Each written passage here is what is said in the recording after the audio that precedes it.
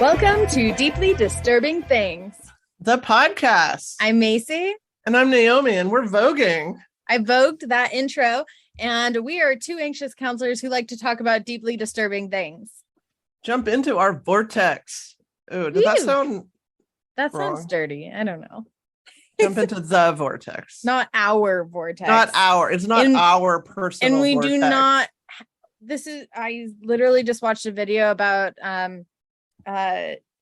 two, is it Siamese twins where they're born together? Is that right? I believe they call them conjoined twins nowadays. Is it conjoined? I am, to note, not within the literature. So conjoined twins who did have a conjoined vortex. We do not have a conjoined vortex. Whoa. Yeah. Right. It's so fascinating to me. I mean, yeah. I'm sure to them it's just day to day. They don't know any different, it's just yeah. And like it was like a Q&A thing. So like just hearing their puberty was annoying. I'm sure, right? Yeah, how do you work that out? Yeah. And dating, like one likes to date, the other just makes fun of them the whole time. It's a level of collaboration right. that I don't know if I'm up to. All right. I'm excited about tonight. Yes. Today we are reviewing brand new cherry flavor, and we know we have people following along with us. Thank you for your dedication. I knew that took some follow through. This is a limited series. And if you have not watched brand new cherry flavor, stop. Don't do it. Go watch it. Stop. And then start. Yes. Limited series or limited whatever on Netflix. It's only 8 episodes long. Do it. Do it. All right. I'm so excited. And this podcast is called Deeply Disturbing Things. So we're not going to review something that isn't deeply disturbing. Just BT dubs, people. Yeah, exactly. Who do you think we are? Read the subtext. Come on. So I have I tried to do it. You did a little bit of a little recap of the episode. Oh, I'm so excited. And then we can talk about it because I know you took notes. I have thoughts. I have notes and thoughts. Great. Okay. So, and I just want to say from the very beginning is that this is a show that you will have no fucking idea what's happening until 2 episodes before it ends. Right. Yes. No, I agree. Okay. And I'm glad I watched it again because I really understood it a lot better than I did the first time. Me too. Yes. Okay. I think the first time I was just sort of in shock the whole time. Yeah, it was a bit like a car accident, right? And then the second time I was like, okay, I see what's happening. I was able to get more of the story, more of the lore, the plot. I definitely, first of all, the way that they filmed it was very, oh gosh, I don't know. How would you describe it? Very edgy. Edgy sounds good. Edgy. Yeah. I'm sure that's a technical term in the film industry. Right. Okay, I love that it was set in the 90s because we got to have that good 90s music. And were they in LA? Is that right? Los Angeles? Yeah, down in LA. So this starts off, episode 1 of Brand New Cherry Flavor begins kind of in the night when a girl named Lisa's driving home. She's outside of LA. She rings her friend on a payphone. She needs a place to crash. Because she's meeting with Lou Burke, this big prolific filmmaker, and she crashes there, and then she goes in to see Lou because she has this indie film that she made, and so she meets him there over sushi and coffee, and he shares that he loves her movie. Great. So he continues to mentor her, trying to get her to he wants to produce the movie and have her be the director, and the pair head out. And this is kind of the theme, he's the mentor. And let's think here. Then what happens is, well, I'm trying to think of what happens next. He gets handsy with her, Lisa. Right. So everything feels perfect for a minute. For a minute, it's almost too good to be true. Yeah. Wow, that was easy. Yeah. He just sees her inherent he hands her that $10,000 check. Yeah, in her like little beat up car. Her shitty TA. He's like, "Are you sleeping in this?" She's like, "Yes." Yes, I am. Yeah, and he gave her the money. But then what happens is, he puts his hand on her leg while they're like about ready to go into some place to like show her off to other people. And some Hollywood party. Right. And then she hits his hand off or like moves away from she did it very like, I was paying attention to this. She did well, yes. She didn't say anything. She just took his hand and gently took it off her leg. So it was definitely rejection, but it wasn't like overt embarrassed. She wasn't explicitly doing anything, which I think really fits with the time of the 90s. And she even said, what did she say with that too? She said something right after, like, I'm really glad that we get along as a team or something like that. Yes, kind of like, hey, no insult to injury here. It's fine. Like, this is just going to be a professional business relationship. Right. However, she then learns that Lou has now at the party, he's over talking to someone about her movie script. And she doesn't know this until she meets Boro. Comes up to her. Majestically portrayed by I love Catherine her. Keener. I love her in this movie. I love her too. Did you see her in The 40-Year-Old Virgin? She was in that movie. She's great in that too. I just liked her whole presence in this movie. It felt very enjoyable to me. I did too. She's like the archetypal witch. It was great. Yes. So she comes up with a cat in her arms and like a big fur coat at this Hollywood party. And she's like, there's a very important conversation happening without you. And it was like the first lead into like, A, she knows things. And B, she's different. Yeah. And she was the only one with a cat at the party that I could see. Absolutely. And Lisa's getting fucked over by the manager at this point. That's what's been alluded to, at least. So then she finds out that the script is now being offered, or no, the directorship is being offered to some young, who knows, guy instead of her. Right. So is this an act of revenge? We have to wonder. We do wonder. Yes. We do wonder. And so she gets mad because this is her baby. Like, this script is like her whole fuel and passion. Like, she loves this script. It's hers. She was promised, even though she didn't read the fine print. And she then shows up at Lou Berg's house and yells at him, kind of threatening him. Do you want to share how that went? Well, are we still in episode 1? I think so. Is it still in episode 1? Oh yes. So yeah, I think so. Lisa goes to Lou Berg's house to confront him. I have to talk about her outfit in this scene because it's like one of my favorite looks. It's still one of my favorite looks. Okay. So it's that look with the nice like business professional shorts. Oh, I know what you're talking about now. Over the black tights. So they're like those nice pleated shorts over the tights. So yeah.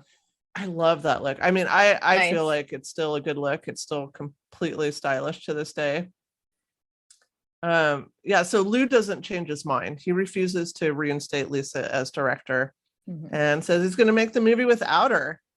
And then he almost chokes her out on the hood of her TA. Like, slams her down. Yeah, it was violent. Throat. Yeah, it was a moment of like, he's like, check yourself. You don't make the rules, basically, is how he was putting that to her. How dare you come here? You threatened me, blah, blah, blah. And then slammed her down. She called him washed up. That's what triggered that. Yes. So yeah, she made him, she questioned his authority. So she left very tearful about that. And honestly, that was pretty hard part to watch. Like, it was pretty violent really quick, and I think that's the first violence we've seen in the movie or in the show, like the first and we're starting to see people's true colors. Right Yeah, absolutely. Can we walk back a little bit to sure. Lisa's ex-boyfriend Code? Yes, Code. And his current girlfriend Christine. Yes. So I don't think Christine was too thrilled when Code invited Lisa to crash there. Like come and spend the night. Yeah. There was definitely vibes. She was very nice and all, but I mean, if I were It her, was I would strained, like I think, that. at first. I mean, reasonably so. If I Reasonably were so. her. Code could work on his boundaries, I think, a little bit. Well, you could tell that there was still something there. No, immediately when she called him, he was Right. like, hi, like, so yeah, come on over. He didn't, ask Christine, who is in real estate, by the way. She mentioned that. Right. Yeah, it was a very like, okay, I need something. So, and this to me was a theme of Lisa using people that I found throughout this. And that was the very first start of this was, I'm going to call my ex because I need somewhere to stay. We're like, again, if you know that your ex has a girlfriend, that's, do you really want to make that request? Well, I mean, this is before cell phones. Mm-hmm. But she was already sleeping in her car. I think just cold calls were probably a little bit more acceptable then than they would be now. I mean, now people were excited about it. You would have been texting for weeks about it or something. Technology, it was exciting. Yeah, like, oh, I got a phone on your call. Instagram the whole way from wherever she came from to LA. Right. Yeah. Yeah, so that was odd, but I really like his character. I did find like throughout all of it, like the side characters didn't have much story development. Like I kind of was wanting more throughout you that. Wanted more like, Code. Yeah, he was cool. I liked him. I really wanted to like him, and I liked him, but it was like you wanted to know more about Code. Yeah. You wanted to enter Code's vortex. What is that history there? Like I was curious, like what is their history? And it gave nothing. So it was kind of a flat background for me. But I liked it. So then Lisa goes to see Boro. Yes. At the end of the chapter. And this is where she's super things pissed. Start to take another turn. Yes. Where she asks Boro for revenge. Her film has now gone out of her grips, and Boro asks for her first payment up front. Yep, a payment plan is worked out.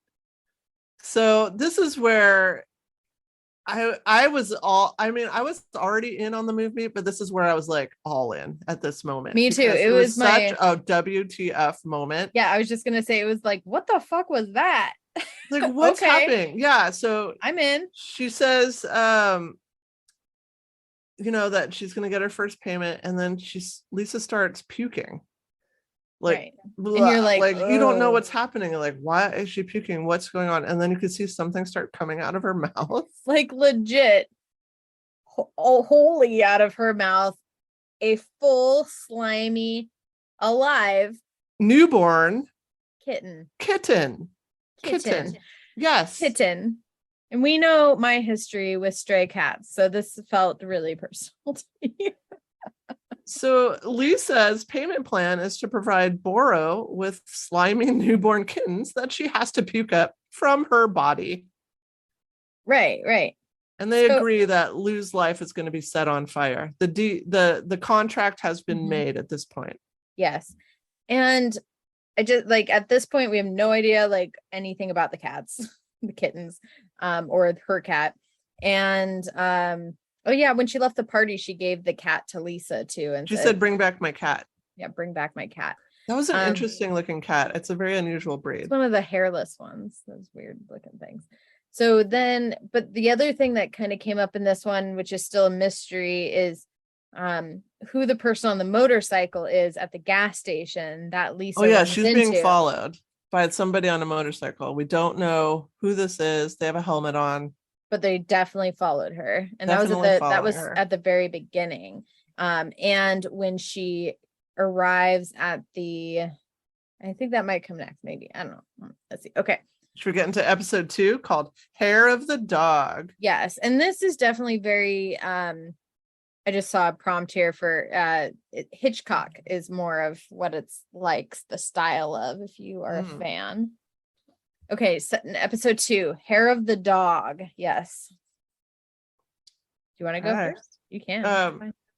Sure. So Boro makes Lisa a potion that will bind her to Lou Burke. And she's told by Boro that people and things may react to her in unusual ways. And that Lisa should just ignore it. But she tells her that what I love about that part is Boro doesn't say that until after she drinks it. I feel like, excuse me. Okay, now was that not informed consent? Right. Okay. I feel like I would have wanted to know that. Yeah. So and Lisa has to bring back a photo of Lou and a pinch of the pubes. Essential for any good revenge plot. For any good hex. Yes. Yeah. So Lisa starts tripping balls and she continues to eat her curse stew, which is disgusting looking. Really gross. Yes. So we also started to learn in this episode a bit about Lisa's background. Little pieces of information get dropped. So the first is that Lisa's father's dead. That actually was disclosed in the first season. Then her mom is estranged and gone is all we really have information wise at this point. She lost her virginity to a girl called Isabel. That was also informed in this season. Okay, so with the betrayal, the cocktail of emotions soon becomes clear, and Boro wants to sort out the binding ritual. So that's the paste that she was forced to eat. And when she went there, does she actually go this episode? I think she does, right?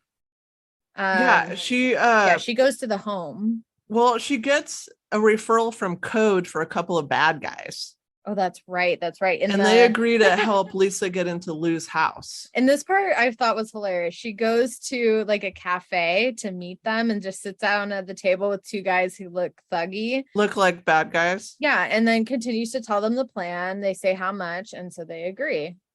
Okay. Yeah. But she hired the wrong bad guys. They were bad guys, but they were not the right bad. They were the wrong bad guys. Yeah. So which again, I don't think plot wise really went anywhere. Like really, but it was funny, I think. Because these bad guys were really bad guys. I think the plot point was that the ones that Code referred to probably were bad guys light, and these were like real bad guys. But they didn't even like do anything really. Not yet. Yeah, that's true. Okay, so but Lisa runs into Lou's son in the house, Jonathan. He's like early 20s, like typical, like, oh, I'm taking a semester off from art school kind of thing, laying in bed, totally high. He says he hates his dad and directs Lisa to where she can find the pubes for the curse. Yes. And while she's actually in the house, though, there is a creepy figure that lurks in kind of your periphery of the screen for like just a blip it. So the spooky things are starting to show up that Boro warned her about. The spooky shit is starting to happen. We still don't know why or what, but it's underway happening. Right. But she's supposed to just ignore it, which that seems like impossible. Right. So Lisa took really way too long trying to get all this done. She ends up getting thrown in prison because they catch her at the front door, right? So holding tank, correct. Yeah, not prison. Yeah. That's true. That'd be a little hard. Your dad is shaking his head at you right now, Macie. I'm so sorry. Holding cell, is that proper? Is that still holding tank? I don't think tank just came to my mind. I've heard that too in the past. Yes. Cage, okay. I don't know what we want to call it. So she's super drugged up at this point on whatever the slime was. It's like super impacting her. Stew, Macie. Her curse stew, not slime. So someone happens to be inside her cell who knows about Boro. Did you hear that? Yeah. They start having a little convo. Yeah, claiming that she can cause a serious debt to pile up if you don't live up to your end of the bargain. So she's about to get her ass kicked, but conveniently she pukes up another cat in the holding tank. Yes. And then cutie Roy Hardaway to the rescue. He's an actor. Roy boy. Roy comes in. and Lisa had met during Lou and Lisa's initial sushi coffee lunch. He happened to be outside. Yeah, he was outside. So he's like famous actor, Hollywood actor. And she was very he pays her bail. He shows up. Yeah, she was very nonchalantly impressed by him outside, like, which I thought, is a good way to attract a star. Like, oh, hey, you. Yeah, I don't think Lisa really gets impressed by much. No, I think it has to be next level to impress her. Yeah, she does have that attitude. Yeah, so Roy's claim to fame is that he dies in all of his movies. Yes.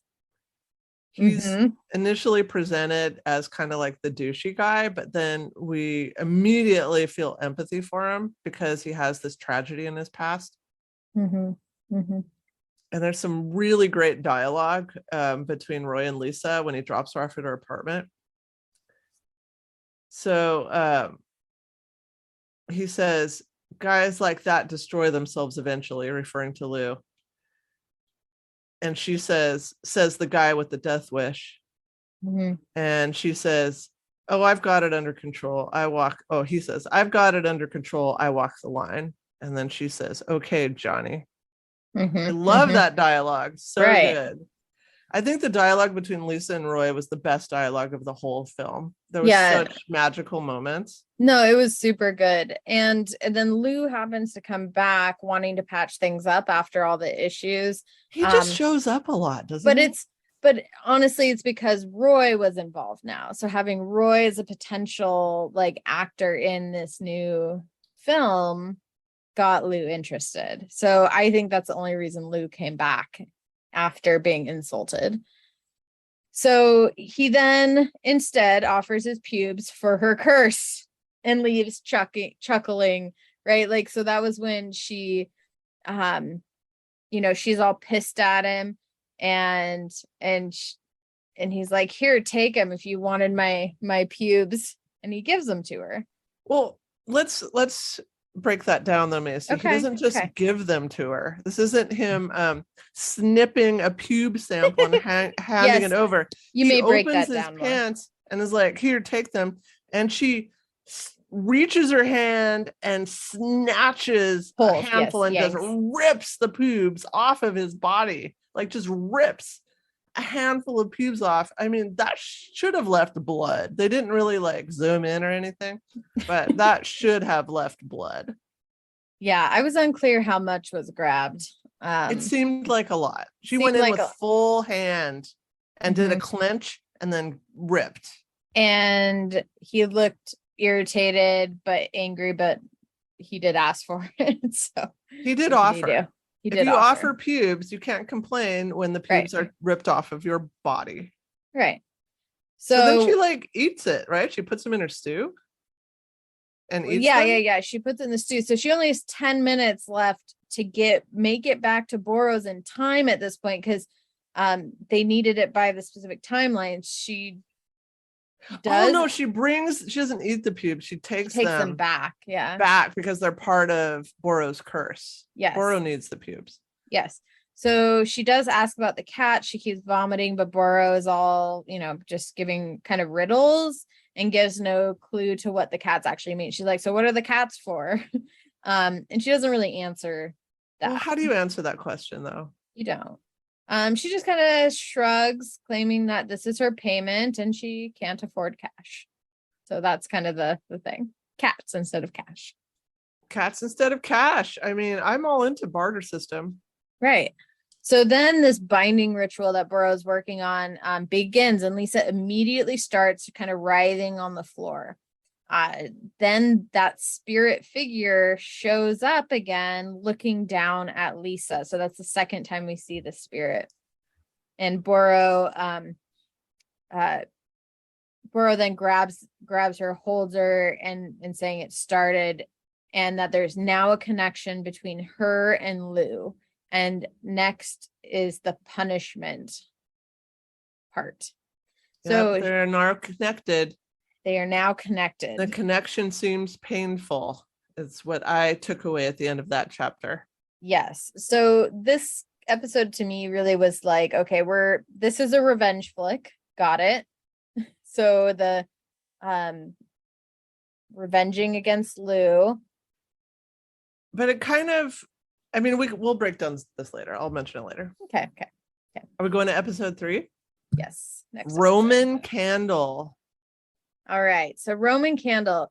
Episode 3 has Lisa waking up to find herself in her apartment after all that weird stuff happened, with like her apartment growing like weird vines all around the room. Like it was, I wouldn't mind my house looking like that, honestly, inside. Like it was very where the wild things are. Yeah. Where a forest grew and grew till the ceiling hung with vines and a forest was all around.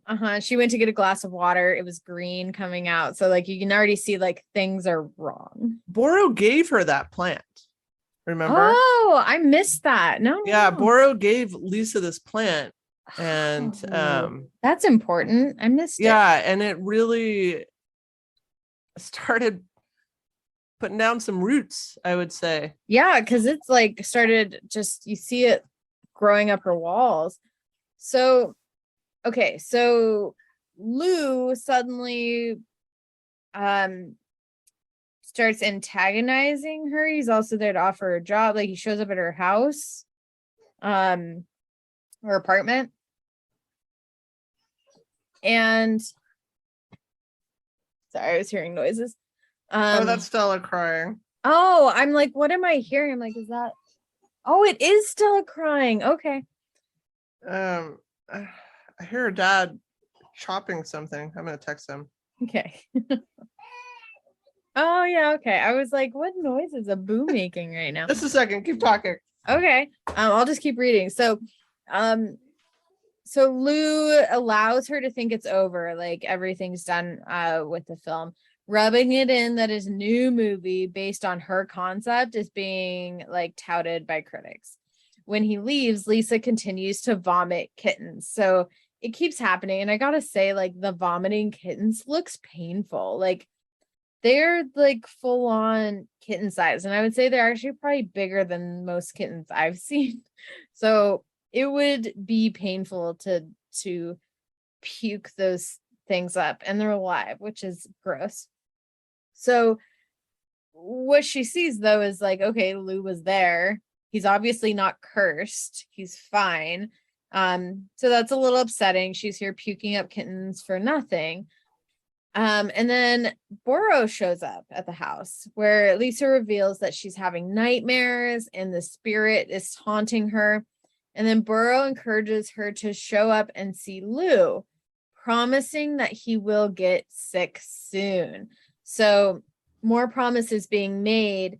And this is kind of where you can see Lisa getting desperate. Hey, so I was just talking about, she kept throwing up kittens, and I was talking about how bad and painful that would be with the size. Those are large kittens. They're not small. I think anytime you're puking up a living creature, it's not going to be a pleasant experience. No. And they did such a good job of making them look so slimy. They were so slimy. But how else would you get it up? Yeah. I mean, when you birth a baby out the other end, they're slimy too, probably for that same reason. We had a comment from a listener who said, oh, I bought snacks to watch the show. Oops. Right. Bad choice. Sorry. So I was just saying, so now Boro told her to, go back to Lou's. He's going to start getting sick soon. So because she's getting kind of annoyed. Like, why am I the one throwing up kittens and Lou shows up and he's fine? So did you talk about the trap door? No, not yet. Go ahead. Okay. Talk about it. Well, the apartment strangely has nobody else living there. No. Which, real estate in Hollywood at that time, that's very unusual. So she goes home and there's this trap door that has just presented itself in her bedroom floor. So on this episode, she doesn't do anything with it. She's just like, that's weird. I don't remember that. Mm-hmm. Did you talk about the party yet? I was going to talk about this when she goes to meet him for sushi. I don't remember if that's before or after the party. When he gets the hiccups. Oh, you can talk about that. I don't have anything about that. I just have a lot about the party. No, that's okay. So she ends up so she's told by Boro, like, it's fine, go see him, he'll get sick soon. So she schedules a lunch that she didn't want to have because she's pissed at him, but she schedules it and he's just talking and talking and talking and talking. And she's like, every glance over, she's like, is it happening now? Is something happening to him now? And then he develops a horrible case of hiccups, and that's it. But they don't stop. But have you ever had hiccups that like didn't go away for a while? Yeah, I mean, to me, it's usually that cough though. When you cough and you can't stop coughing, I hate that worse. But yeah, hiccups sometimes. Yeah, I don't really. Yeah. Have you ever been scared and then your hiccups went away, or is that just like a myth? I've done the like hold my breath, and I feel like that's helped. But I don't know. I mean, I want to say yes, but it may just be I forgot to hiccup. Maybe you forgot to hiccup. Maybe it's one of those things. The more you pay attention to it, the more you hiccup. Maybe people are steering people wrong with all the advice giving. There's a lot of wrong steering out there. Yes. So, and just so you know, just to real quick before you go to party stuff, her room, now the vines are starting to have flowers on them. Yes. And she actually uses that in Lou's drink.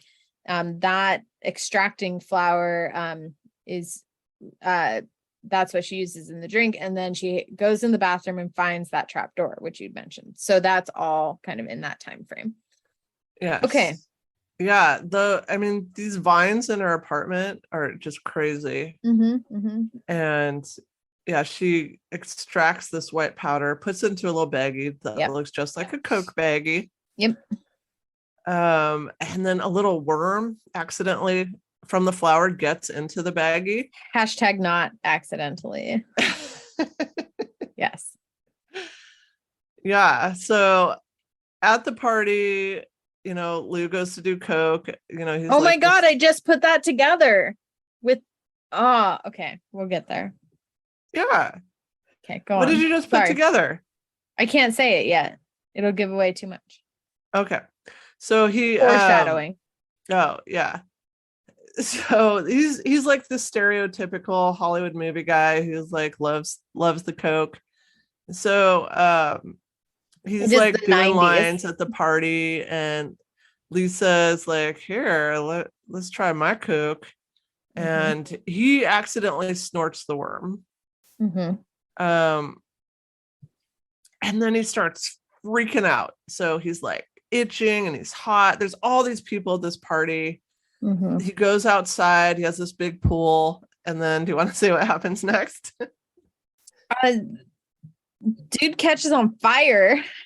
It's the director who was brought in to who took it over. Lisa. Yeah. Catches on fire, like self-combust, which we do have an episode that talks about self-combustion. We do. Spontaneous combustion is real. Yes. And he just bursts into flames. Yes. Like just burnt up. And he did survive. They do mention that he went to the hospital and had like 3rd-degree burns or whatever. But that was a pretty like, oh, okay, that just happened. Yeah, and that was the boyfriend of the person that had the bandages on, getting the plastic surgery to look like Daryl Hannah. Oh, really? Okay. Yeah, that was that connection. I didn't pick that up the first time I watched it, but the second time I picked that up. Okay. And then so Lisa's kind of like, WTF. This is a lot happening. Yes, I said I wanted to light his life on fire, but this is like literal fire. And then Boro, who is also at the party, she just is like there. She's just so omnipresent. Fashionable. Who would question that? If you show up with a cat, you were obviously supposed to be there. Yes. And she tells Lisa that they're just getting started. Right. So this episode was a little shorter than the other ones, but still not many details around Boro in this one, or her role really. Is she helping? Is she hurting? Lou just has hiccups at this point, so Lisa's actually taking the brunt of it more. Well, emotionally for me at this point, which is a little foreshadowing that I just said that at this point, I'm still like, well, everyone has seen this, I guess. Everyone has seen Lou deserves this. Good. I'm glad bad shit is happening to him. He's a bad man. That's still where I'm at this point. Right. I can't wait to talk about, again, it's like only the last two. I feel like I felt a certain way about this up until like season 7, and then I watched 7 and 8, and then I felt different. Yes, episode 7. Yeah. Okay, episode number 4, tadpole smoothie. Tadpole smoothie. Gross. Right. These sound like our episode titles. They're pretty good. So, okay, starts off with Lisa arriving home to find the trap door in her apartment open.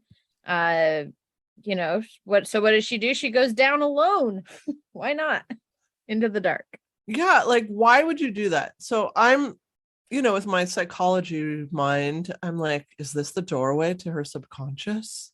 Like, what is this? Ooh, yeah. That was a good But thought. I definitely would not go down there alone because I'm way too much of a fraidy cat. I would have been freaked out, but I probably would have gone down. No, I would have ran away. Immediately. I would have seen that trapdoor open. I would have ran away. I would have found code. I would have found Christine. Let's go down. Oh, you'd make Code go down. No, I would totally make Code go down, and Code would. You would, because he's in love with you still. Exactly. So down in this hatch, there's a single couch and a severed eyeball. And you're like, what? Okay. What? But the couch suddenly changes to a faceless woman. Oh, and the couch isn't like, okay, well, anyway, so she starts whispering. You can't really tell what she's saying. And Lisa gets the fuck out of there. Gets back up out. Yeah. So the woman who's sitting on the couch initially has her face turned away. And Lisa has shared that makes a noise like, and Lisa shared that she's never seen her mother's face. Yeah. Even in photographs. And so I'm like, is that her mother? Mom? Yeah, right. Are we going to see her mother's face as the woman slowly starts to turn? But then there's like this no face. There's no face. Well, and it's really interesting to me at this point because, they make a point to say that her dad died, but her mom is kind of gone. Like, they don't say that her mom's dead. So I thought that was an interesting distinction at this point. And then seeing that, I thought the same thing about her mom, but it made me question it a little bit of like, well, but her mom isn't dead. Is it, so it kind of ruled out the ghost concept for me. And when it turned around and it was just that big gaping hole, like that was pretty scary. Yeah. Yes. So now Lisa runs away. I'm like, oh, now you ran away. Okay. Right. You're going to soak that all up first. I would have done that from the beginning. And now you ran away. Yes. Okay. So let's talk about Lou again. So the studio. Yes. Let's get back to Lou. The studio's lost faith in the film project while a strange black dog was waiting outside of his house. And there were large spiders crawling out of Lou's box of special coffee. And it ends up biting Jonathan, the son. So he had a very painful erection and was taken to the hospital. Yes. So Lou apparently gets this specialty coffee in the mail. And when the package is open, this giant, it looks tarantula looking. It's that she's big. From Brazil, right? Is that right? I can't remember. Oh, you know what? I was wondering if there was a connection. I bet it's from Brazil because the connection. But I'm just spitballing her. I do think it was Brazil because they mention it at the end too for where she goes back to. Yeah, no, because that would make sense. Oh, I buy my coffee, I get it imported. Oh, from Brazil. Bugs, spiders. Because that's where Lisa's from. Did we say that? I can't remember. I just did. Okay.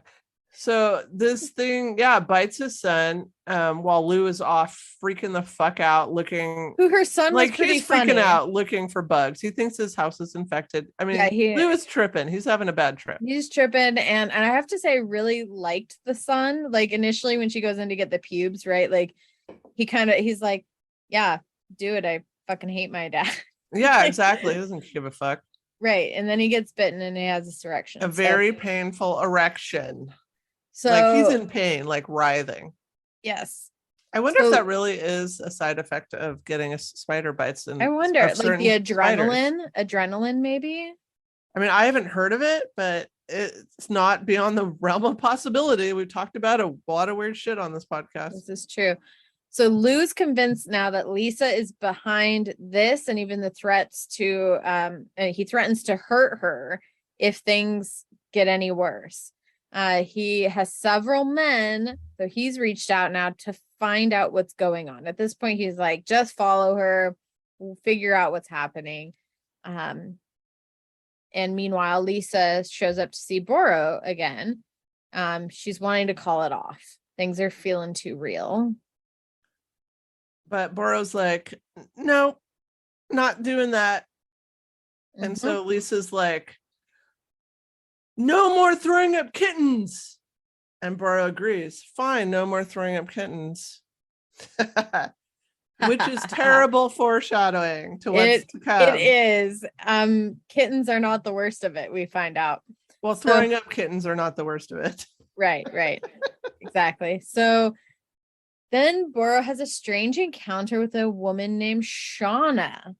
She seems to recognize the woman and calls her Jennifer. That is until she suddenly decides she's mistaken out of nowhere and apologizes. Oh, I must be mistaken. Sorry. Yep. Which this was the first time that I think we see a little glimpse of Boro actually manipulating people's minds in public, like where it's not just Lisa. Yeah, well, I mean, Boro's definitely a witch, like for sure. For sure. And what were they getting at the pet store? Right, that's a good question. I didn't think about that. What is she getting at the pet store? Food for the cats. Cats gotta eat. She's getting weird shit at the pet store. So Jonathan walks out of the hospital where he's been getting treated for his painful erection. But is he okay? No, he's not okay. He's like brain dead, zombied. Lou is freaking out because his life is actually turning into a dumpster fire. But at this point, curious, he's still rich and still an asshole. So I don't feel sorry for him. Yep. No, agreed. I still don't feel bad. I feel a little bad about, his son, but whatever. Yeah. So Lisa enlists Roy's help to try to tries to figure out what's going on with Boro. There's definitely something to this Jennifer who was at the store. So she's like raising eyebrows.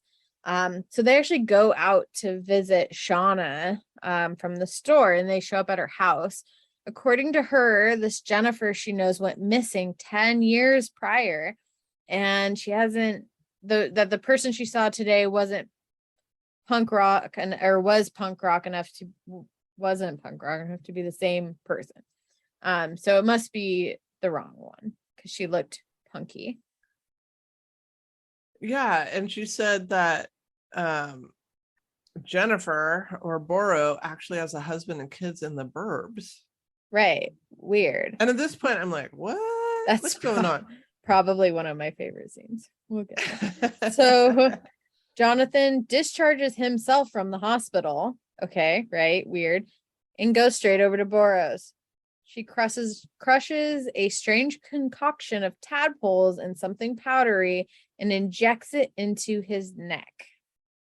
Yeah. Okay. Some kind of procedure. We don't know what it is. We don't condone it. He's drawn to Boro's place and has something done.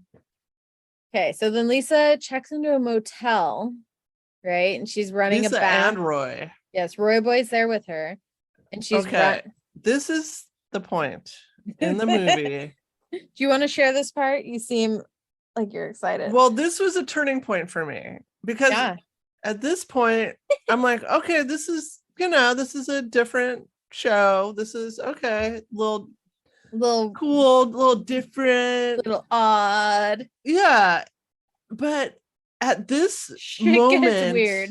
In time, I was like, what in the actual hell? Yeah, this made me be like, on? Oh, they are leveling up right now. Happening? Like, what?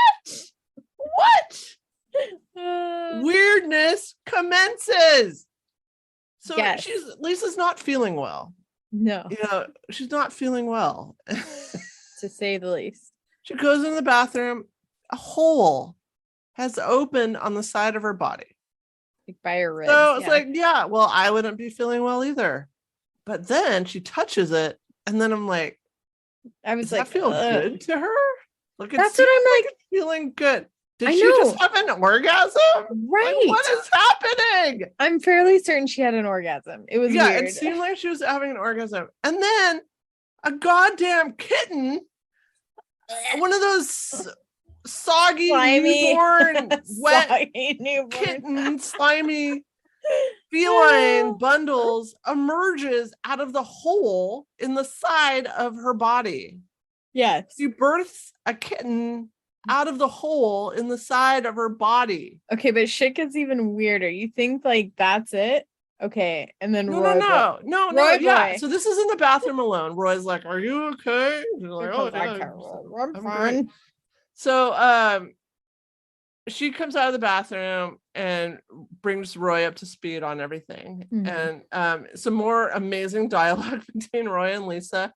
So Roy says, "Okay, so you've been producing kittens?" And Lisa says, "I guess I'm full of surprises." And Roy says, "And kittens, apparently." This is the best dialogue ever written of all time.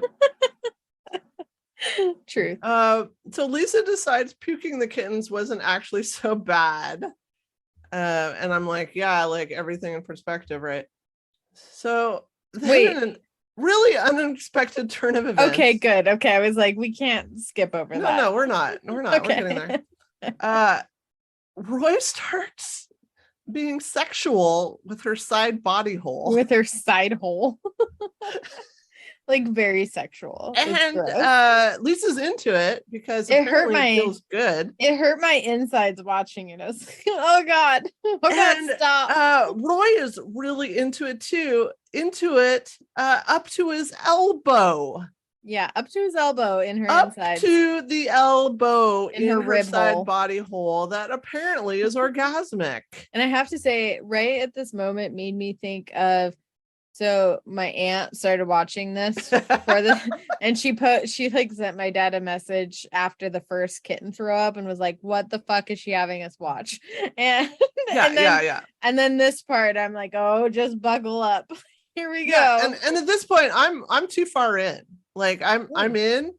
It doesn't even matter to me at this point. It's happening. Whatever's happening.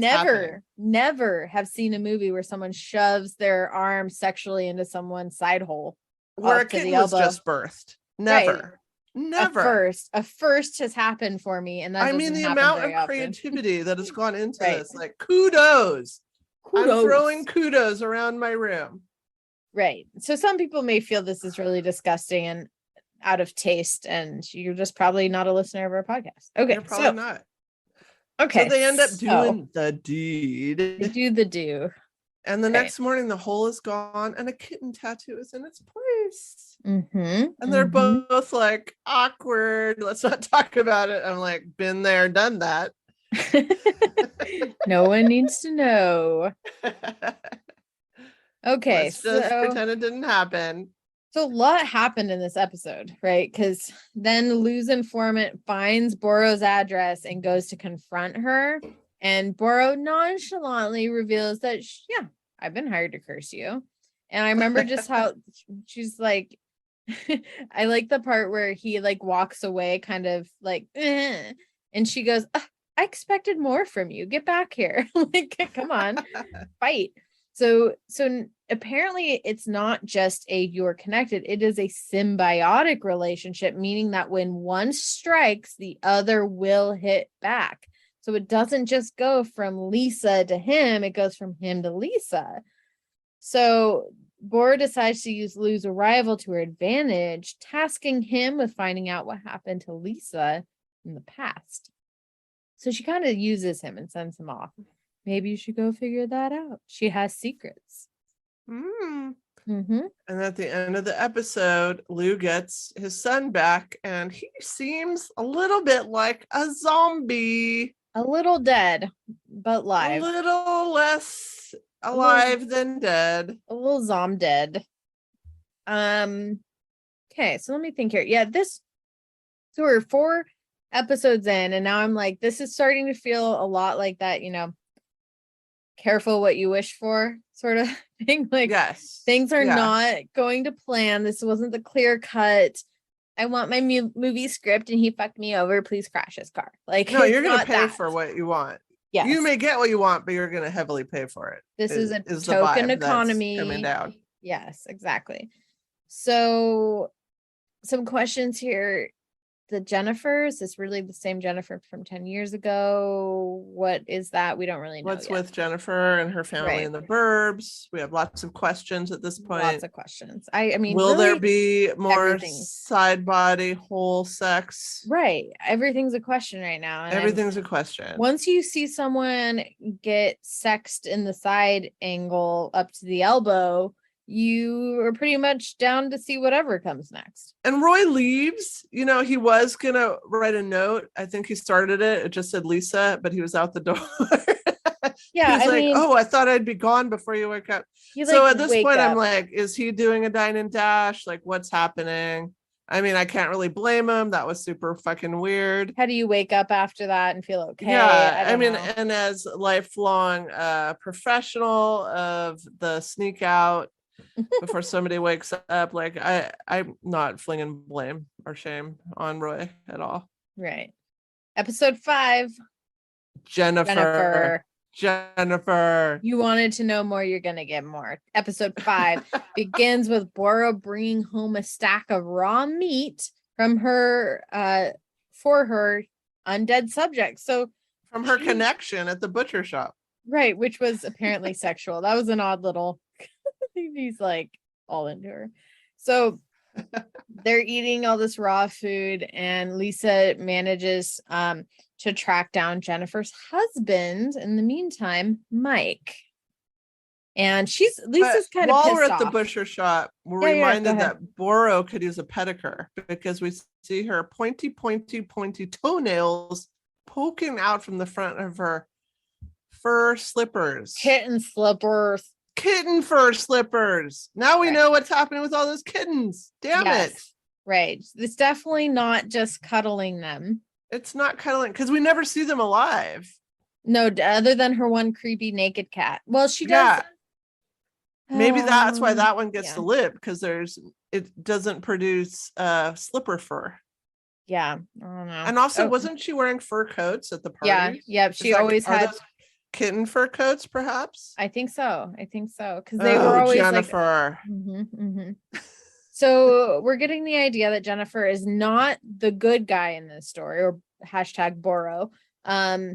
So Lisa's kind of pissed off at this point. Things aren't going the way she wants. She just had open whole elbow sexuals. I mean, she kind of liked it. I don't know. She seemed totally into it, but so it's definitely, I think, pleasurable experience on both parties. Probably shocking to have it. Shocking. It would have to be shocking. So she's mad, and she brings Mike to Boro's hideout, like, haha. And because she was like, I figured out your thing. And he's, bear hugged by a zombie guy named Pierre. Boro knows who this man is and offers Lisa the chance to learn everything about it. Says, yes, of course. Hi, Mike. Yes, I will share everything. Yes, Lisa, you need to come to dinner so we can talk.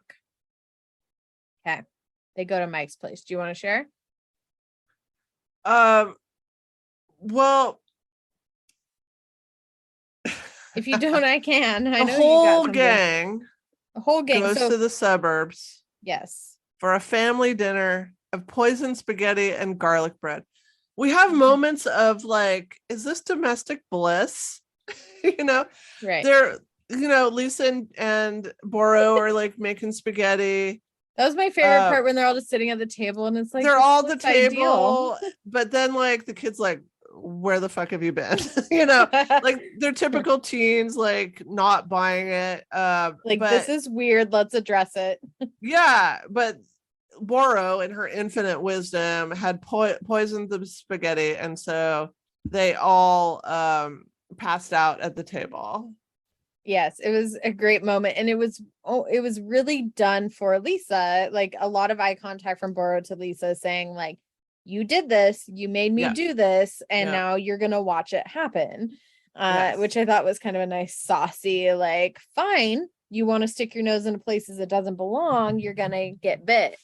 So and you're gonna hurt. Boro reveals, though, at this time that she's always been Boro. She's an ancient being who switched bodies every few decades. But now that they've revealed this to the family, what happens? They all get poisoned by their spaghetti.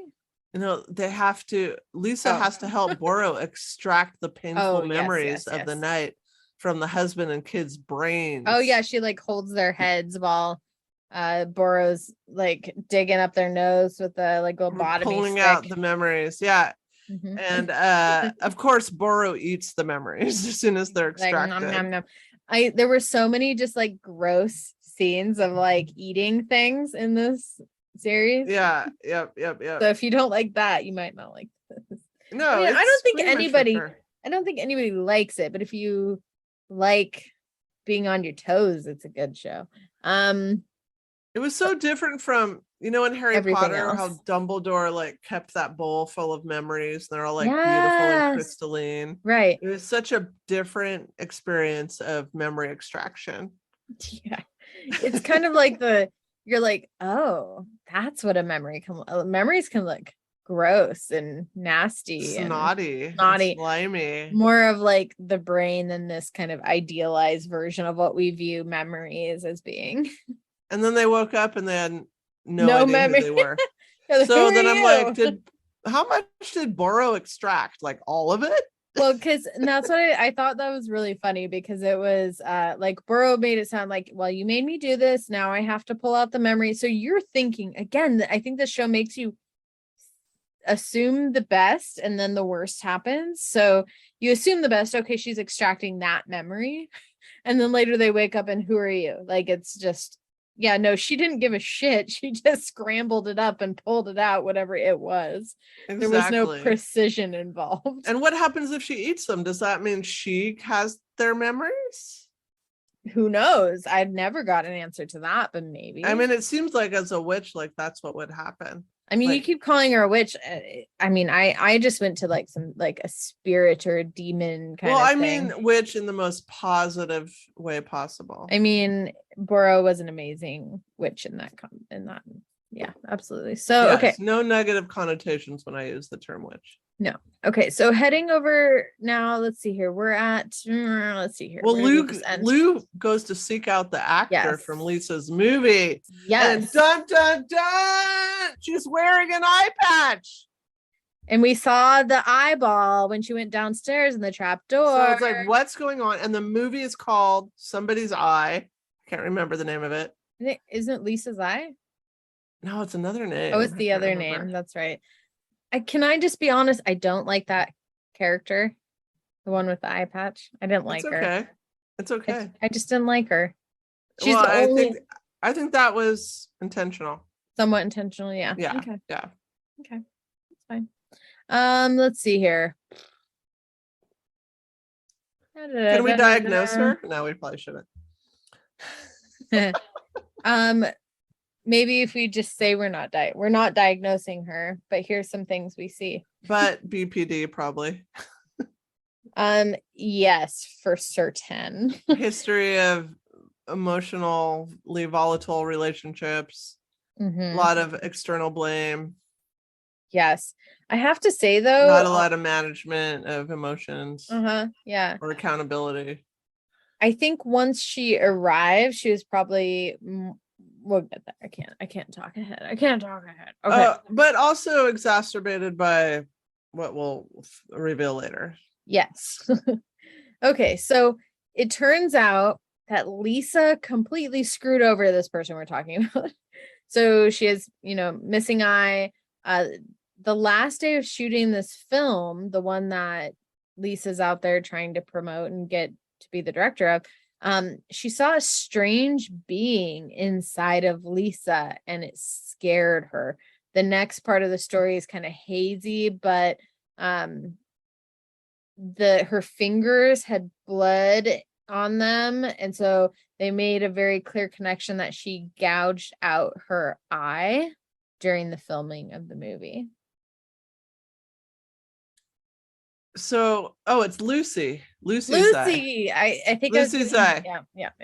So Lou talks to Lucy and asks her what happened to her eye, and yeah, like you said, she doesn't know.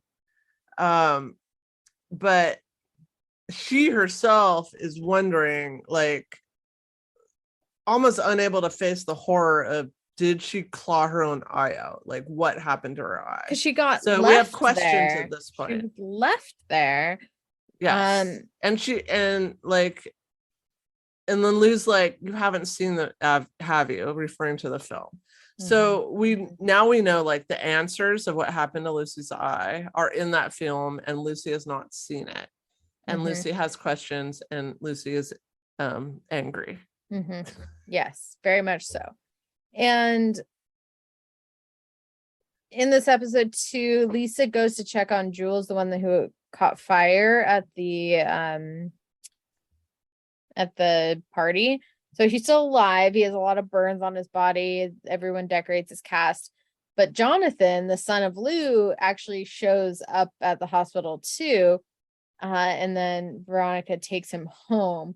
He's not himself, and he starts eating dog food and perked up at the sound of Lisa's name.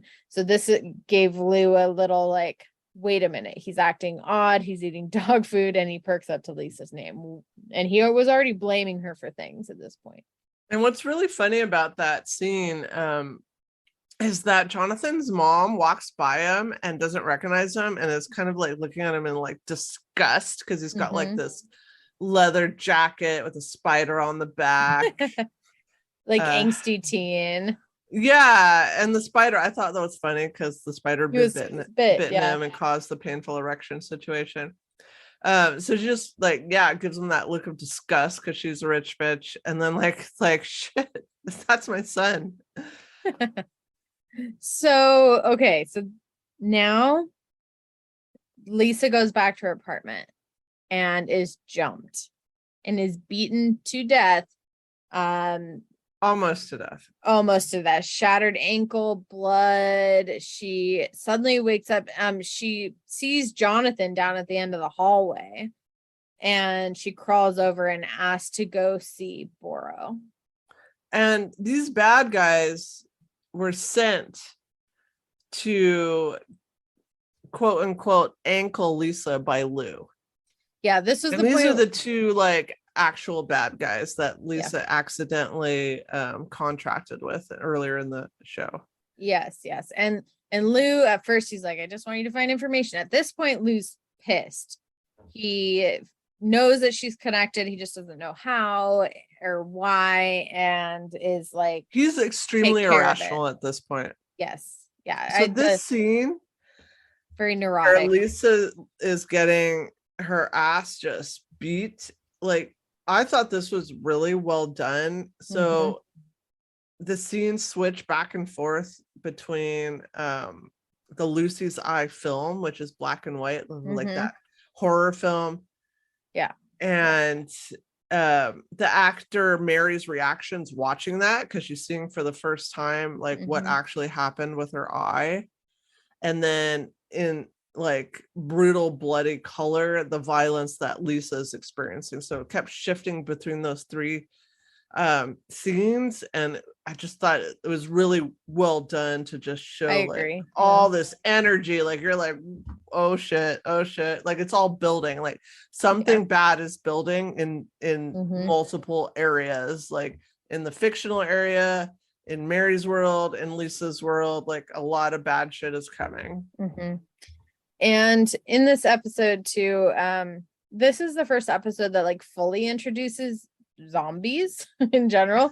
And so it does, add a bit of weirdness to everything, and a little, like, it feels a little silly too to me. Like, there's some comedic, it's a little factor. campy. Yeah, it's a little campy, but it kind of, to me, it added to that, like, oh, this is a classic type of horror movie, like, classic B movie. Right. Yeah, where you can watch it and relax that it's not really going to happen to you. Right. There are pivot points where you're on edge for sure, but then it lulls you back into a sense of security before you puke. Yeah, totally. Right. And it's not like those shows that are like too real, where you're like, I'm gonna lock my doors because this is 100% happening to me tonight. You're able to stop the episode and be like, well, none of that applies to me. Yeah, so. Like, I've never barfed a kitten. I don't know anyone that's barfed a kitten. Like, I was enthralled the whole time, but I don't need to worry about this. Yeah, absolutely. Okay, so are we ready to go to episode 6? Well, I just want to say one bit. So Mary, the actor that plays Lucy, finally sees the end of the film and sees the end of it. She sees herself pull out her own eye and eat it. She ate her own eye. Right, and then Mary says, I fucking ate it. I fucking ate it. Pissed. She's pissed. She's horrified and she's pissed. And you're feeling like, oh, like all this anger is going straight to Lisa. Like, that's what I felt like. Oh, she's hell-bent on vengeance. Like, she's already unstable. We can see that. And now she's put some pieces together. Yes. There's a connection being made of you can see her being like, what the fuck did Lisa make me do? Yes. And then Lisa comes to and is dragging her broken body down the hall like she's fucked up. Yes. And then weirdly, Jonathan in his zombie state is standing there, and he takes her to Burrow. So that's the end of that episode. I don't know. I kind of think, I don't know. What do you think? I don't know. It kind of relates to this episode, so I'll sit on it. Okay. Milk bath. Milk bath. Which has been done historically as a way of like cleansing and ritual for a lot of different types of. Do you like milk, cultures. Like personally, to drink it? I drink soy milk typically if I'm drinking it in something. Like, I don't like drinking large quantities of milk. However, sometimes I get a weird childhood urge to like drink a glass of milk, which doesn't happen often, but occasionally I get the urge. Within the hour, half hour maybe, I will have complete and massive diarrhea if I drink a glass of milk. I do not have that issue with dairy. Like, everything will liquefy and turn to milk, brown milk, and then shoot out of my body. Ew. So I don't drink milk. That's a good thing. Don't do it. Okay. Anyways, folks, here we go. We're right back. All right. Was that oversharing? So we see Mary, aka what's her name in the movie? Lucy is the character in the film. The character, yes. Lucy's eye is the film. So she's shooting the film, and they're like romantic. So now we see that they were a thing. And so it was Lucy's idea to take peyote. Why did I say that weird? Hey, I said it really weird. I've never heard that term rhyme with coyote.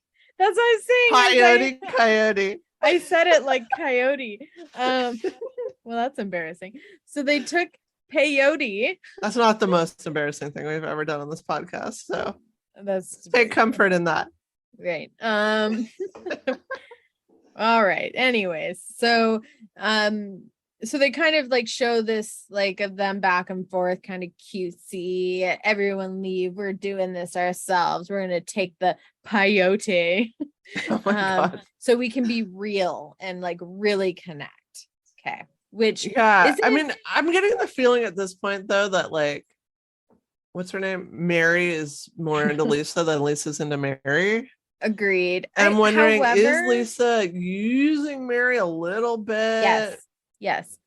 She's already used several people up to this point, so it doesn't shock me that she used her. It seems like Yeah. it could be a realm, because in the realm of possibilities. Earlier, even Lou said, like, when he found Lucy or Mary, whoever, said, like, I really loved your screen presence. So I could see if that was a thing that Lisa would capitalize on. And Lisa might know how, to capitalize on that vulnerability. Yeah. So we're starting to see how Lisa's maybe not necessarily a good guy either. Good gal. Good whatever. Well, I'm going to suspend judgment. I suspend judgment. My judgment's in the past. Okay, so here we go. So it kind of takes us back to the present time where Lisa is now awake in a strange bath at Burroughs' house in the jungle house. At the same time, Mary shows up to see Lou, overhearing his conversation about Lisa being killed. So she's actually pretty happy though, and decides to join him to look at her corpse. Obviously, when they get there though, they just see bloodstains. Oops. Okay. I pressed a button. Sorry. So Lisa's in Borrow's healing milk bath. And Borrow puts her leg back in place and reminds her that pain is temporary, which I love because it's so true. But in the moment, that knowledge is not helpful at all. Right. Yeah, nobody looks at you with understanding when you say that to them in the moment. Yeah. Say it after, right? And then I was wondering, like, yes, milk historically is healing, but does it have some connection with the kittens who like to drink milk? Oh God, I didn't even think about that. That makes so much sense. I mean, It was so milky. Like I was grossed out looking at it. Like, I'm not going to lay in that bath. I mean, yes, if it would heal my broken leg, I would. But right, I would if it would heal. Not just by choice. I 100% would do it if there's any chance. So at this point, we're not loving Mary. Right. I didn't like it from the beginning. She seems super vindictive. She's giving very jilted girlfriend, Yeah. So Mary tags along with Lou, Mary tags along with the bad guys when Lou sends them to Burroughs' house to finally kill Lisa. Why won't Lisa die? Why won't Lisa die? Lisa got a burrow. So, okay. So now, Burrow probes Lisa about who Mary is. Probes Lisa? Intellectually about who Mary is. She doesn't get anywhere, so she decides to open up herself about a story from her past 900 years ago. The lore. Right. The lore. The story involved a white jaguar and James Dean. The story ends with confirmation that a strange woman in Lisa's basement seems to be a manifestation of this white jaguar. Anything you want to add to that part? Yeah, that's not how I took it. Okay. I thought the couch is the jaguar. Because in the story that Burroughs said, it said the white jaguar had been turned into a couch by the Spaniards. Yes. And the couch looked like white jaguar print. So I thought the couch was the jaguar. And the woman was Lisa's mom. Gotcha. So, and I guess I just viewed that all as the same thing. They could all be the same thing. Yeah, I don't know. I don't fuck if I know anything. Whole face mom, white jaguar couch. Which you notice outside of Burroughs' house had jaguars out front. Did you notice the statues out front? No, interesting. Paintings? So I don't. Yeah. So with this, there's some connection. So Burroughs said, like, she had tricked this white jaguar, and so this white jaguar had been out for revenge ever since. And this was in ancient times. Yes. That's what I'm like. That's part of when I was talking at the very beginning. Like, I wish there's a little bit more backstory to some things. Like, this is the thing I wanted more. Like, I want to know that. I want to know that full lore story of what happened. I think that'd be really cool. Okay, so then we end up finding out that the zombies are 100% dead. Like, they're not people alive anymore, but they do have fractured memories, and that Bora's keeping them alive with a very specific substance, the tadpole smoothies we've kept seeing little bits about. Ugh. Ugh. Okay, so then Lisa gets picked up by Cody and Christine and goes by her place to pick up her stuff before staying at Cody's again. James happens to be waiting at her place, only this time Lisa's ready for him. She pounces and the scene cuts. The audio design. So James must be one of the bad guys. Yes. He's one of the attacker guys. So you hear ripping flesh noise and like gishy noises as prompting Mary to squeeze her eyes shut while in the closet. Yeah. So something's happening. It's really bad. So it makes you feel like Lisa has turned into an animal. Right. Like tore someone apart. Yeah. And Roy shows up outside. Right. Roy Boy's always just showing up. Roy Boy. So with blood everywhere, covered from top to bottom, she like comes out and she is coated in blood. Roy especially around her mouth area. Right. The mouth hole, not her other holes. She has many at this point. Roy decides the gang should all team up together to dump the body. Everyone is really kind of casual about it. Like I was actually surprised how like, okay, yeah, let's do this. What do we do? The only person who's a little shooken up is actually Cody, who sticks around and smokes instead. So I don't know, Roy decides to turn away from Lisa and leave. He admits that she brings out the self-destructive tendencies in him, and he's best staying away from her. Back at the apartment, Lisa returns to find Mary has killed Cody. Code, not Cody. Code.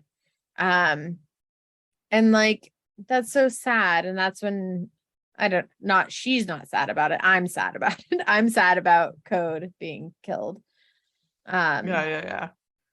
And Christine asked Lisa what killing the guy was like, and Lisa said special, like opening a birthday present. And when they are going to put the guy in the place, they put him like under this floor in this warehouse. Christine asks if they should say something, and Lisa says, "Fuck this man."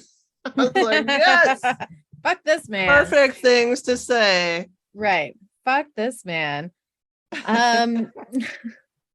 So I mean, the only real kind of gap I'm seeing at this point is like police aren't really involved at any point in this show. So if you expect them to show up, they're just not gonna. They're just not here. It's fine, whatever. That's all I have to say about that. Okay. Episode 7. Well, one more thing. Go for it. So Roy breaks up with Lisa. Oh, yes. Roy tells Lisa he can't get addicted to her. And, you know, he's saying these words, but I mean, he's so good in this role, the actor. Like he's saying these words, but you're like, he doesn't mean anything. But it reminds me so much of Mary, right? Like she's so much more into Lisa than Lisa's into her. I got the same vibes the other way. Yeah. So he's like explaining, he's trying to be all logical about it. He's like, from a career and personal safety standpoint, fair up to this point. And Lisa is like, I totally get that. And it's just like, bye.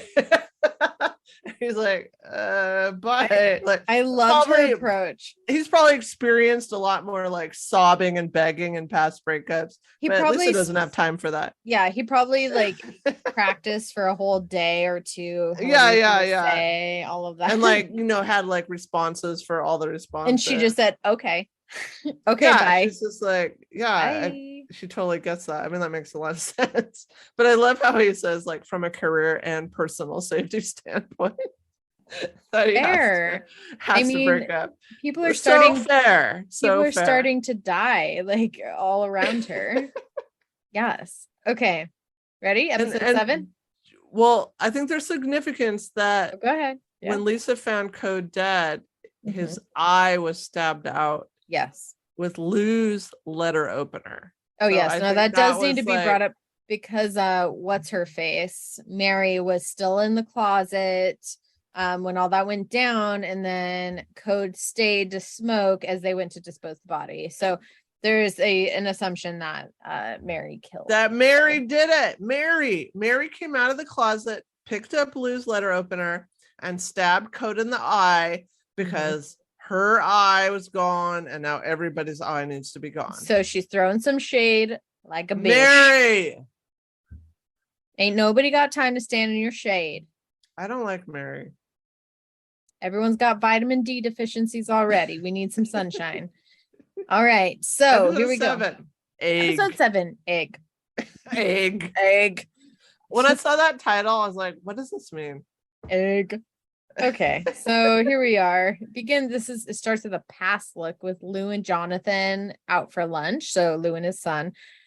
It all goes great. However, it's not real. I was confused because I thought it was real. Yeah, it was not real. I was confused too. I totally thought it was real. I'm like, oh, it was like better. No, he was slipping into some depressive, crazed, psychotic state because his life is literally a dumpster fire at this point, as he mentioned. And he has a worm in his brain somewhere. And he has snorting. a worm. He doesn't know that yet, though. No, but he did snort it. We do know that at this point. He didn't know. It was an accident. He didn't know. It was an accident. Yes. So he gets a call from Alvin. So Alvin is the one, I believe, he's the rich movie investor guy. Yeah, the other dude. So Lou's kind of acting erratic, struggling to like have normal conversation at this point with his distracted. Colleague. Right. Like, and I could see that being very hard to have a normal conversation when every single thing in your life is on fire, and just be like, yeah, everything's great. That's hard. Yeah, he doesn't understand why Lisa is not dead. Yeah, he doesn't understand why she's not dead. And he makes a comment at this point of like, maybe we should just give her back the movie. And the other guy's like, well, that's what I told you from the beginning, which I thought was a funny, like, like you fucked up. Yeah, fucked up. Right. Exactly. You got what was coming for you, Lou. So then he has her call. The other dude has Lou call her in a very awkward phone message that she then picks up. And, this is her post being beat almost to death by someone she knows that was sent by him. Mm-hmm. So it didn't go well, to say the least. Yes. Sorry, I'm slightly distracted because my dog just farted and it is horrifying. If you want to pick up so I don't have to open my mouth so much for a minute. Sure. So bad. So oh my God. Lisa thinks Lou is behind Code's death and tells Lou she's gonna kill him. Oh, you want me to keep going? You're keep still going. dying? I'm still here. Lisa goes to Burrow's house and looks a poisoned toad so she can see where her enemy is, because she wants to kill Lou. Yeah. Because she, cared about Code. Even though she's a psychopath, it's not complete psychopath. Like, she actually cared about Code. Or at least cares about vengeance, maybe. Maybe that was more the feeling. Right. But now she has to complete this ritual or she's going to die in 6 hours. Burrow's like, what did you do? Now you're going to die. Because she licked a toad, right? Yeah. Yeah. So, and this is a huge link to our past topic about Aleister Crowley.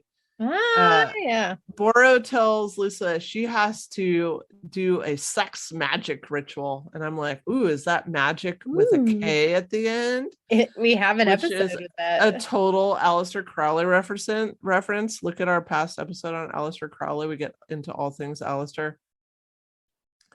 And so she just goes to Roy for the sex magic ritual. Roy boy. After they've broken up, by the way, or Roy's like, I can't see you. And yes. I just thought this scene was so relatable to me personally. Where Lisa is like trying to be sexy while also not dying. Right. She's like, and her legs are like shaking. She's like, I'm listening to you. I'm really listening to you right now. Are you done? No, I was yet? Like, I have been there. I need to jump your bones. Let's go. It was funny. Many times. That was some of the best acting, I think. Fantastic scene. It was great. Because then you're like, you can see how she totally ends up like pulling him in without even needing to. When she goes and sits directly next to him and is like right up in his face. But my body, he's into her. I mean, he's trying to deny it. I mean, if this dangerous girl comes to your house and it doesn't offer any emotional like ties and just wants to have sex with you, like, what are you gonna do? Yeah, especially like sex magic. Sure, I already put my fist in. And he's already had weird side body hole elbow magic with her. Yeah. So he's like, well, what's this gonna be? I'm all in. Right. Are there kittens involved? I don't know, but I'm curious. His left brain says don't. His right brain says, sure. He's kitten curious. Right. Get kitten curious. Okay. All right. So I love that moment. I was like, this is genius. Okay. So let's see here. While Roy and Lisa are having sex, Lou in the meantime is searching for Jonathan's because his son's still missing. He doesn't know where he's at. He finds his son at Borrow's place. He hugs his zombified son and squeezes a piggy toy to like lure him out because that was all that was he's like attention. Dog-like. Right. Like we learned that zombies are kind of dog-like. They like dog food, and apparently they like dog squeaky toys. They follow basic instructions. You bathe them down with the spray hose, right? Yeah, it's so dog-like. He gets him back home that way, and Borrow isn't there during this part, and it's actually explained through her. The rocking. Okay. So anyways, flashback to Lisa and Roy, right? So they're sexing and she comes around the corner with a sponge to sponge up the sex. She needs the sex magic sweat. Which, by the way, this also relates to past episodes. Both of them had to successfully orgasm for orgasm. Yes. It had to be real sex magic. Real sex magic. No fake orgasm sex magic. Right. So meanwhile, Ralph heads over to Christine's knocking. So Ralph is the other bad guy. His bad guy, cousin, nephew, someone was killed, right? Yeah, I didn't really get their names. Yeah, so Ralph was the bigger bad guy, the older one. He goes to Christine's, the friend, ends up knocking her down and demanding what happened to his nephew's son, whoever that was. And Christine like shows them, like, I think in kind of a please don't hurt me, here's his corpse. And he just kept saying like, tell me he's not dead. And she's like, no, he's dead. And then poor Christine. Yeah, she's been out of her element this entire show. Everyone gets fucked up by Lisa by just association. Well, and Christine's a real estate agent, so right. She's out of her element. I'm a real estate agent. You can't exist in the same realm as a Lisa when you're a Christine in this film. It just doesn't work. So they've had their sexing, and Borrow now heads over to Lisa's to cook up the recipe, which is in the Are you calling it sexing? Yes, I am. Sexing. That's what you do when you figure out if your guinea pig has an outie or not. You sex them. Oh. Okay, they sexed. I want to see how that's different. They sexed each other. So she makes a omelet. Wait, you're skipping. Oh, I'm sorry. Go ahead. Which part am I skipping? What are you talking about? The ritual had two parts. There was sex magic. Oh, that's right. And then the blood magic. They had to do blood magic. Right. Where Lisa had to consume the flesh of someone who had died in their prime. Right. And conveniently, tragically, and sadly, she has someone in mind, her dear ex Code, right. So because at first it was like, who do we have to kill? But it was, oh, actually, I have a friend who already died, which I thought was interesting that she would offer up Code in that situation when there was supposedly such good feelings. Again, a third person who probably felt more for her than she felt for him. Who else would she have picked, though? Well, no, but like she could have killed someone else that she didn't know and ate their body instead of eating her friend's body. I don't know. Well, he was already dead, though. She didn't kill him. Does she have any problem having anybody dead? She literally ate someone like I know, but I don't see her having any problem killing someone else.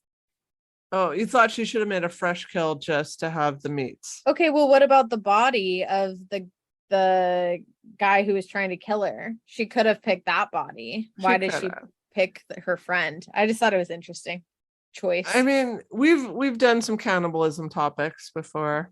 Right. Right. I mean, would you rather eat somebody that you cared about or somebody that you hated? I've already said I'd eat you, so see, you'd be like Lisa and eat code. You wouldn't want to eat somebody that tried to kill you. Maybe because that'd be a bitter meat. Maybe out of spite. I don't know. You want a sweet meat, not a bitter meat. Yeah, but yeah. Mm-hmm. If one of them looked more appetizing than the other, though, I would probably eat the other one, even if he wasn't my friend. That scene was like pretty hard to watch. Like they did a good job of like really making you feel how horrifying it would be to like cut a piece of his cheek off and cook it into scrambled eggs. And Boro's like, don't worry, it's mostly eggs. Ew, gross. But still, I really felt like they did a good job of making you feel like nauseous about the whole situation. Yes. Okay. So let's see here. Then Lisa, I'm trying to think. She goes down to the trap door at this point. Does she go down the trap door in this episode? She does. Yes, because bad guy number 2, who is the uncle, I guess, comes over to kill Lisa. Uncle. Oh, that's right. He goes to her house, and then so she goes to hide down there. Yes, and the faceless jaguar, in the black room. So, well, the couch I think is the jaguar. The couch jaguar, and I think the person with no face is the mother. But that's just my theories. I don't know. So is down there basically, and there's like I'm trying to think she gets a warning when she's in the room that Boro will betray her, right? A warning about Boro, yes. And confirms that a little late though, I feel. And confirms that the poison's gone out of her, pointing to how did that happen? Did she eat the omelet? I can't remember. I think she did, yeah. So the poison so she completed the ritual, and that cured the poison frog thing. Okay. Yeah, and then pointed to a mysterious red door and then went through it, and Lisa arrives outside the building mysteriously, just appears there. So some portal magic shit happening. Yeah. I would never go down in that trapdoor. I would have been outside. And then our great Roy boy, Roy boy pulls up in a limo. He's just like been at some like Oscars or something like that. He's wearing a tux.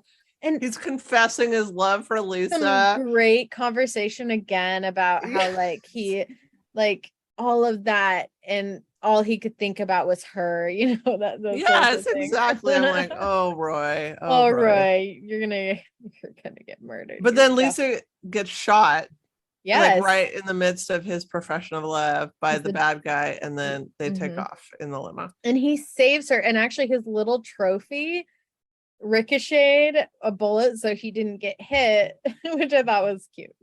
That was cute. Right. Roy boy. Right. What I love about what they did with that character is because you should you should hate him like the douchey guy, but you just love him.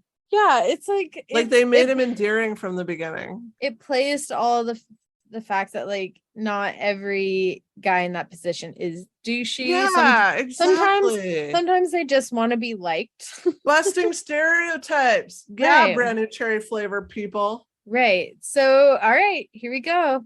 Oh, final episode. Season finale. Here we go. Bodies. Okay. Do you want to start this one off? Why don't you start this one? Lisa attempts to dig the bullet out of her lungs with a spoon, is what I wrote. That did happen, yes. Lisa goes to kill Lou. She gets him to admit he took her film from her because when she took his hand off her leg, it made him feel small. Yeah. So now we get the whole motivation for why he had revenge on Lisa and made her took her off as director of the film. So that's what started this whole thing in motion, is because Lou felt small because he was a predator and he got denied. And so Lisa changes her mind about killing him and helps. So he's had this worm in his eye this whole time, like he didn't know. Right. The worm that came out of the flowers that Boro gave her that like took over her room and accidentally got into the Coke packet. So she helps get this worm out of his eye, and it's like, this was awful to watch. Really long. Like she's pulling this thing out of his eye and wrapping like, it around her like little.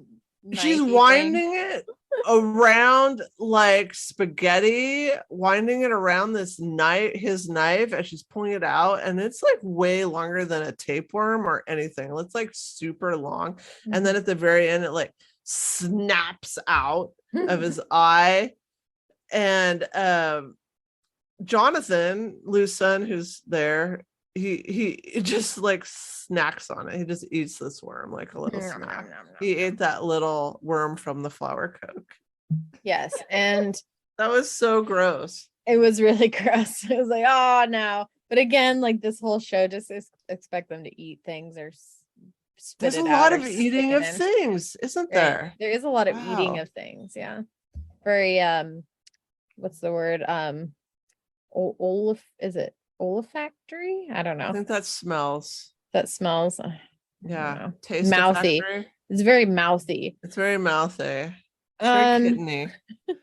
So with the zombies, you know, just kind of wandering around, Ralph shows up to confront Lisa again, right? Because they're at Boro's place. He's like the bad guy uncle, right? Yeah, bad guy uncle shows up. And then Mary suddenly appears behind him very quickly and like slits his throat. And is this where they're at Boro's house? Yeah. We're at Boro's house. house. Yes. Okay. Yes. And because Mary's been in the milk bath. Yes. Mary was in the milk bath. Boro put her in there. We don't know why. What is she doing with Mary? What is she prepping Mary for? I had a moment of like protectiveness with Lisa. I'm like, no, Lisa needs to be the badass here and under Boro's wing, not Mary. Like I had a moment of that. Did you? I think I could see that too, of like a little jealousy. Yeah, I think it was Lisa's our gal, not Mary. Yeah, exactly. Like we don't want Boro to have favor for Mary. No, exactly. But we find out she doesn't. So she doesn't. No, she's just using Mary. She's just the side piece, the just in case. Don't worry. Okay, and you start to see that Jennifer's face, Boro's face, is cracking. Right, she's falling apart. And during that part when she slits Ralph's throat, it did seem like she was a bit possessed. She started talking in the third person, and Lisa all of a sudden seemed possessed too. And they show Boro with her eyes kind of going backwards at the same time. But Lisa kind of restrains and leaves. So there was like this like moment of Boro tried to somehow go into Lisa. And it didn't work. It didn't work. Because I think she's getting weak. Right. Like I think it's time for her to jump bodies. Like she's overdue. And so we're getting this plan. Yeah, we're getting this plan at this time with Mary. Mary was kind of used as a distraction to buy some time so Boro could jump into Lisa's body. She needed to switch. Well, Mary offers her own body to Boro. Yes. But Boro, as a desperate plea, Boro says no, thank you. Yeah, she didn't. She like specifically said, if you didn't have so many problems, I would absolutely pursue your body, but you've got stuff.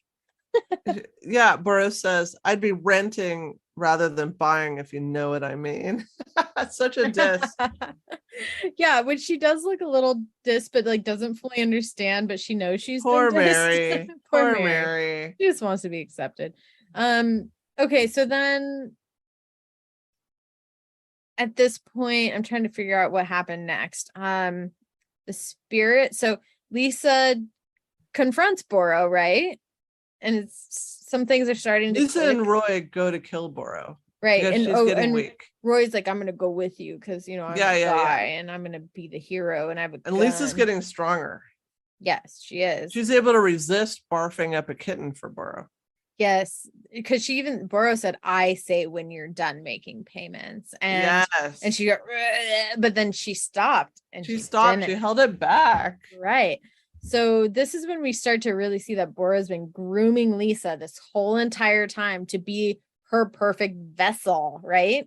And after helping her out, like healing her, she actually pulled the bullet out of her lung. And it makes sense. Like, of course, if you're going to take that body, you want it to be perfect. You want it to be alive and healthy. So she's like, that one's on the house. Well, it's self-serving. Yeah. And Lisa is strong at this point and refuses to let Boro jump into her body because Boro is getting weak and Lisa is strong. So then something tragic happens. I know. I was shocked. I was shocked too. I was sad like, about it. What? I was so sad because, okay, so Boro's pissed now because Lisa just told her no. And Lisa's like, bye, it's over. And turns to walk out. And then she does her little whistle thing and Boro has them grabbed by her zombies. The minions. And then the zombie minions. They grab poor Roy boy. Poor Roy. There's a little struggle. Again, more emotion from him than her, but whatever. And then they machete his neck. Well, they tear his head off. Well, that comes second. Yes. Then they grab his head and then rip it literally off. Yes.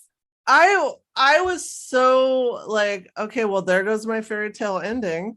Yeah, I'm like, well, fuck this because show. I had imagined the two of them like no, finally but why like would realizing you? they actually love each other and having a whole thing. The whole thing is Lisa's been selfish this whole time. Every single person she has been involved with has died. I'm such a romantic, Macie. She never has at any point put anyone other than herself at the forefront during any of it. I really wanted them to like go to Mexico so she could sleep with the pool guy and break his heart.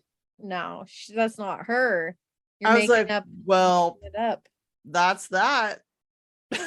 That is done, right? I felt like my heart was just like squeezed. So she leaves and cut.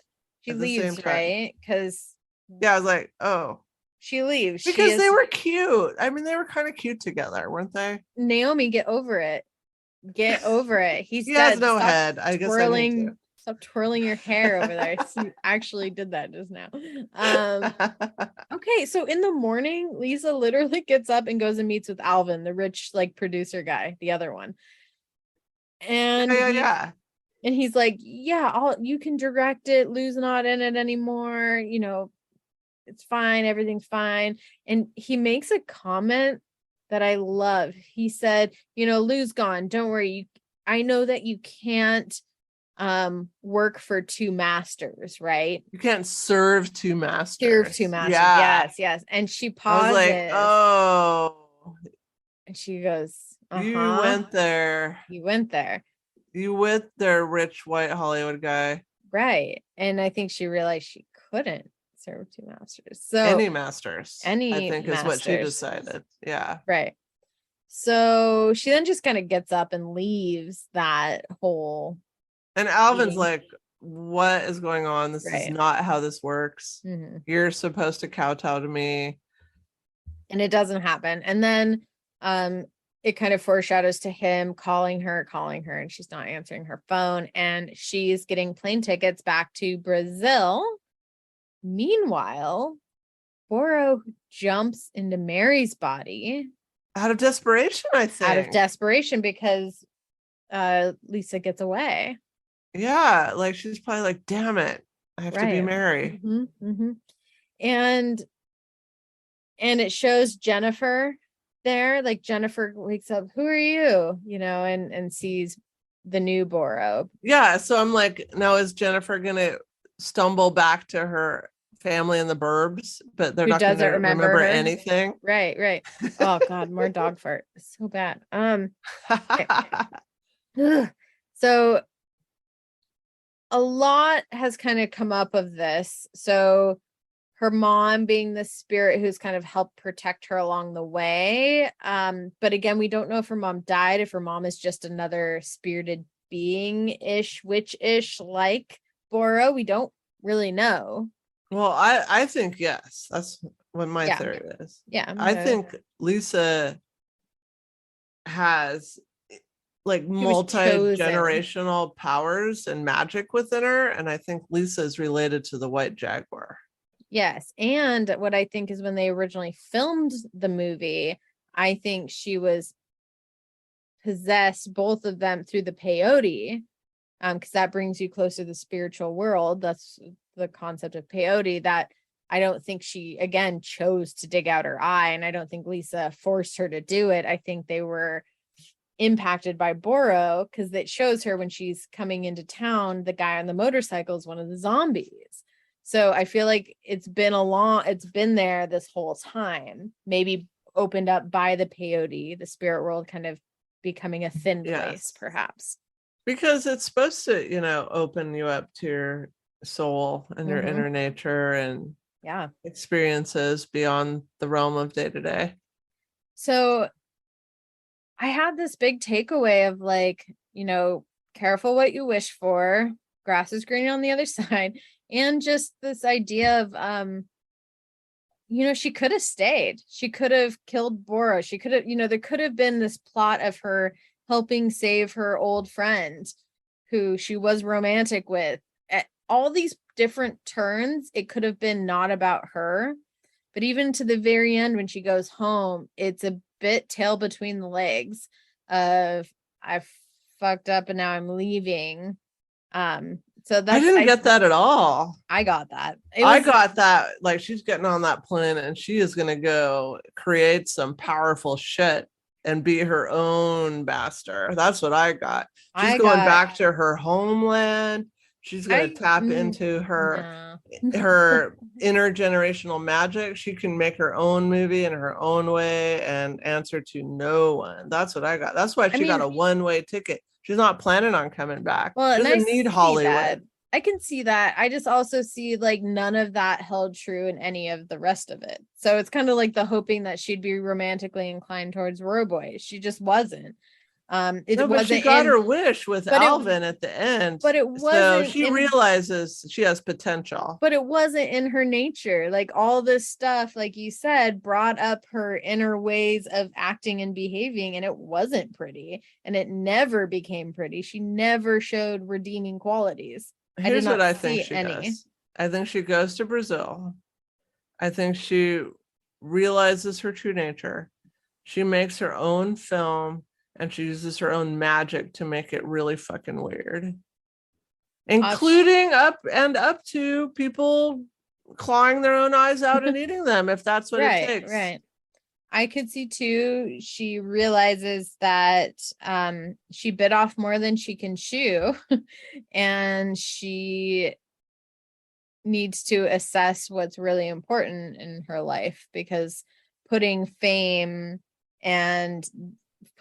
at the forefront only led to disaster this whole time. So I'm kind of hoping that maybe that see she's at a point of introspection. Yeah, at a point of like, you fucked up, you run home, you look at that shit and you change it because nothing you did worked. Yeah, and I interpret that totally differently. I don't think she's at that place. I think she's riding high and still in her power for sure, 100%. And she's going to go continue to make her film or another film her way and answer to nobody. Well, that's why I really liked how this ended, was it did leave it kind of open-ended for that. You can choose your own adventure. So I had us take the quiz of which character we were. I don't even want to say what mine was. What? Okay, you go first. Say. No, you say. You say. Damn it.